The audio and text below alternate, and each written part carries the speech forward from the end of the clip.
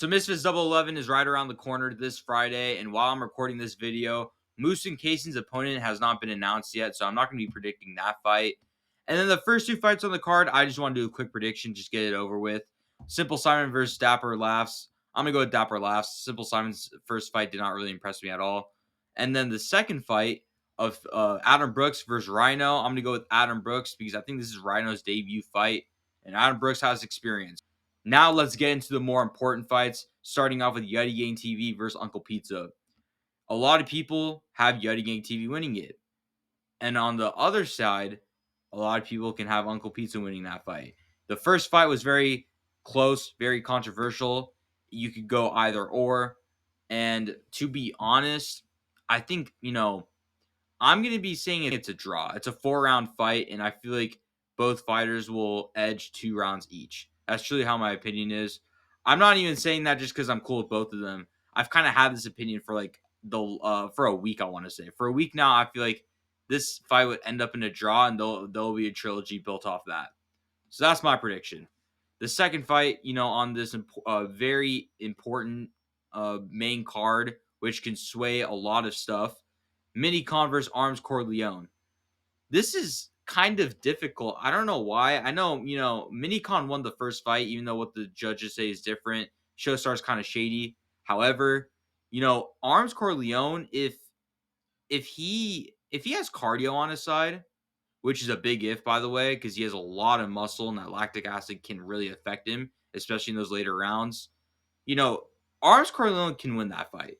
However, do I think that he will do well in the later rounds? I believe it's a 4-round fight, and in that fourth round, it's kind of scary to think how Arms Corleone's boxing fight will be. So my gut is telling me Minicon. My gut is telling me that Minicon will be winning this fight.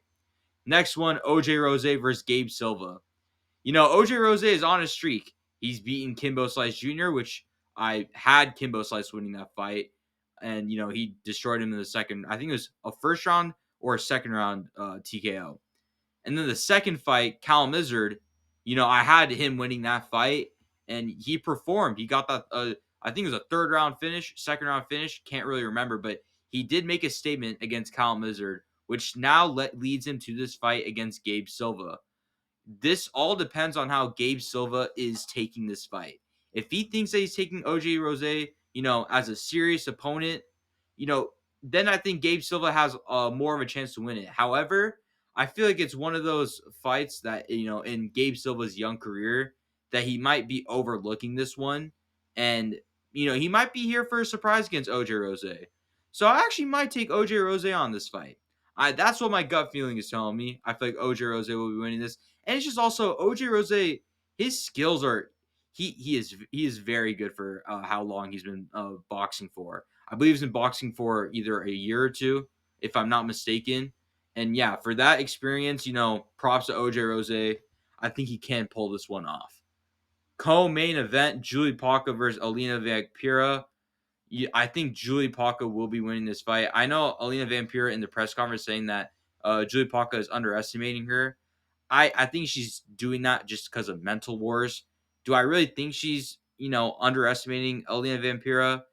From the body language and I think from her responses based off the press conference, I don't think so. I think Julie Paca has showed up to every fight that she has been, especially with, Elle Brook.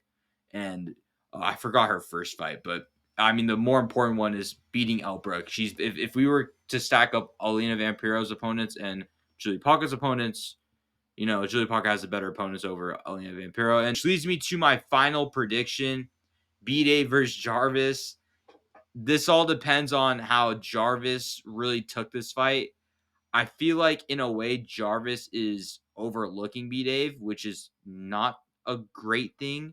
Because Jarvis, if Jarvis is coming in 100% serious, Jarvis would win this fight. However, I feel like in the back of my head, Jarvis is not taking it as serious as he can be.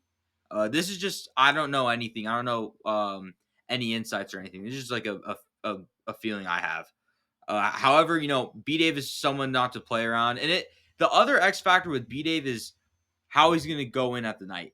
if Bdave, is not showing up the best at the night, he's a little inconsistent when it comes to his fights. If we see him in Misfits 4 and we see him in Misfits 8, he did not really do that great. In Misfits 8, he tagged out a lot. Misfits 4 was his first fight when he got knocked down against Pineda. But if we see him show up like he did in Misfits 5 and in the Prime card, this B-Dave can, take it to a close fight. I feel like B-Dave is on a streak right now, and B-Dave looks ripped. B-Dave was shown, he took a picture of himself with a six-pack. I think he's really trying to make a statement and close this off good at the end of the year. So I'm going to be taking B-Dave to win this fight.